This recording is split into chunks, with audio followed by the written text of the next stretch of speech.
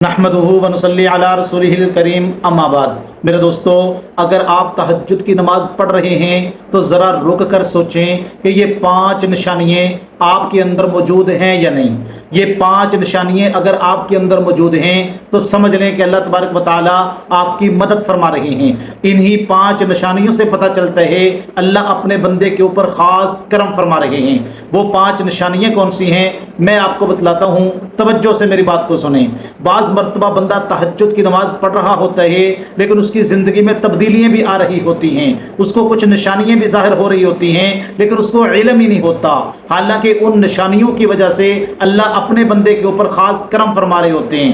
جو بندہ تہجد کی نماز پڑھتا ہے اللہ اس کو دلی سکون عطا فرماتے ہیں۔ رسول اکرم صلی اللہ علیہ وسلم کی مجلس میں ایک مہمان آئے، اللہ کے نبی علیہ السلام نے فرمایا کہ ہے کوئی میرا ایسا صحابی جو آج کی رات میرے اس مہمان کی مہمان نوازی کرے۔ ایک صحابی کھڑے ہو گئے، کہنے لگے اللہ کے نبی صلی اللہ علیہ وسلم میں اس مہمان کی مہمان نوازی کروں گا۔ اب وہ گھر میں لے گئے، بیوی سے کہا کہ یہ اللہ کے مہمان ہیں، کچھ ہے کھانے پینے کے لیے؟ اب بیوی نے کہا جی کچھ بھی نہیں، تھوڑا سا بچوں کے لیے رکھا ہوا ہے۔ تو اس صحابی نے کہا کہ بچوں کو نہ بھوکا ہی سلا دو، یہ کھانا جو ہے اس مہمان کو کھلاؤ کیونکہ یہ اللہ کے نبی کے مہمان ہیں۔ اب انہوں نے وہ کھانا اس مہمان کو کھلایا، اب خود بھی بھوکے رہے، بیوی بھی بھوکی رہی، بچے بھی بھوکے رہے۔ تو میرے دوستو، اب یہ ساری رات انہوں نے ایسے گزاری۔ صبح کے وقت اللہ کے نبی علیہ السلام نے فرمایا اللہ کو آپ کے رات کے مہمان کی مہمان نوازی اتنی پسند آئی کہ اللہ نے قرآن کی آیات اتاری ہیں،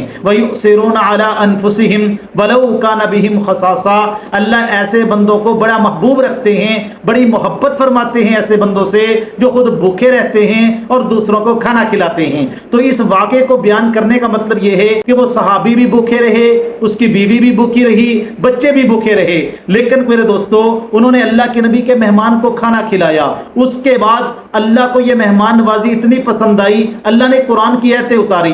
تو اس قرآن کی آیت اترنے پر ان کو جتنی خوشی ہوئی ہوگی اتنی خوشی ان کو پیٹ بھر کر کھانا کھانے پر بھی نہ ہوتی میرے دوستو۔ تو دلی سکون کا مطلب یہ ہے کہ اگر کوئی بندہ نیکی کرے تو اس کا دل باغ باغ ہو جائے۔ اللہ کے نبی سے پوچھا گیا اللہ کے نبی ایمان کی علامت کیا ہے؟ فرمایا اگر تو کوئی نیکی کرے نا تیرا دل باغ باغ ہو جائے فَأَنْتَ مُؤْمِن، سمجھ لے تو مومن ہے۔ تو اللہ پاک جو بندہ تہجد کی نماز پڑھتا ہے اس کو دلی سکون عطا فرماتے ہیں، نیکیاں کرنے کا اس کے اندر جذبہ پیدا ہو جاتا ہے، نیکی کا شوق پیدا ہوتا ہے۔ تو بہت سارے لوگ سمجھتے ہیں کہ مال آئے گا پھر دلی سکون ملے گا، پیسہ آئے گا پھر دلی سکون ملے گا، گاڑی ہوگی، بنگلہ ہوگا پھر دلی سکون ملے گا۔ میرے دوستو یہ سوچ غلط ہے، دلی سکون پیسے سے کبھی نہیں ملتا۔ جتنا پیسہ آئے گا آپ کی زندگی سے سکون ختم ہوتا چلا جائے گا۔ آپ پیسے والوں کو دیکھ لیں، بڑے بڑے فیکٹریوں والے، بڑے بڑے کارخانوں والے، بڑی بڑی ملوں والے، پیسہ ان کے پاس بہت زیادہ ہے لیکن سب سے زیادہ ڈپریشن کے شکار یہی لوگ ہیں، سب سے زیادہ پریشانی انہی لوگوں کو، رات کو گولیاں ٹیبلٹ کھا کے سوتے ہیں کہ نیند ہی نہیں آتی، ٹینشن ڈپریشن سب سے زیادہ ایسے لوگوں کو ہوتا ہے۔ لیکن جو تہجد کی نماز پڑھنے والا بندہ ہے اللہ اس کو دلی سکون عطا فرماتے ہیں، دلی اطمینان عطا فرماتے ہیں۔ اور دوسری نشانی اس کے اندر یہ ظاہر ہوتی ہے کہ اللہ تبارک و تعالیٰ اس کو نمازوں کو جماعت کے ساتھ ادا کرنے کی توفیق عطا فرما دیتے ہیں۔ فجر کی نماز بھی وہ جماعت کے ساتھ پڑھتا ہے، جو بندہ تہجد کی نماز پڑھتا ہے اللہ اس کو فجر کے لیے ضرور اٹھاتے ہیں، وہ فجر کی نماز بھی جماعت کے ساتھ پڑھتا ہے۔ اور جو بندہ فجر کی نماز جماعت کے ساتھ پڑھے اس کو کیا ملتا ہے میں بتاتا ہوں۔ اللہ کے نبی علیہ السلام نے کیا ارشاد فرمایا کہ اللہ فرماتے ہیں، حدیث کا مفہوم یہ ہے جو بندہ فجر کی نماز کے بعد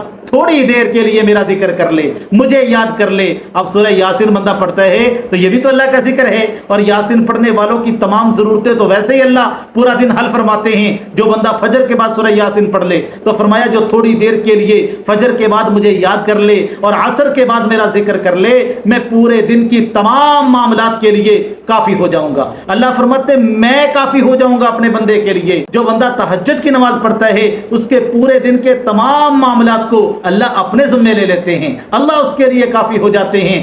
یہ دوسرا بڑا فائدہ ہے تہجد کی نماز پڑھنے پر۔ اور تیسرا فائدہ کیا ہوتا ہے؟ تہجد کی نماز جو بندہ پڑھتا ہے اللہ پاک اس کے چہرے کو روشن کر دیتے ہیں، اس کا چہرہ چمکنے لگ جاتا ہے، اس کے چہرے کے اندر روب آ جاتا ہے۔ کیا فرمایا؟ اتقی فراست المؤمن فإنہ ینظر بنور اللہ، لوگو مومن کی فراست سے بچو کیونکہ وہ اللہ کے نور سے دیکھتا ہے۔ اللہ تبارک و تعالیٰ اس کو باروب انسان بنا دیتے ہیں، سارے کے سارے لوگ اس کے روب، اس کے دبدبے کے آگے زیر ہو جاتے ہیں۔ اور تیسری نشانی اس کے اندر یہ ظاہر ہوتی ہے، اللہ تبارک و تعالیٰ اس کے رزق کے معاملات کو حل فرما دیتے ہیں۔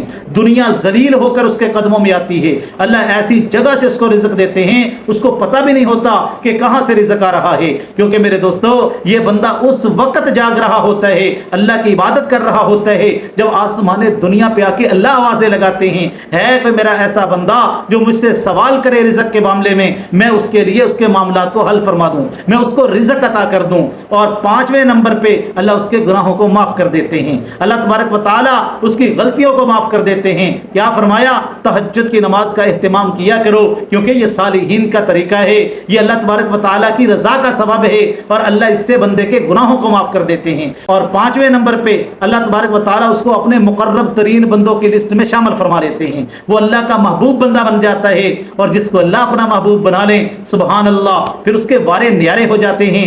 اصحاب کہف کا واقعہ آپ نے قرآن میں پڑھا ہوگا، یہ کیسے لوگ تھے؟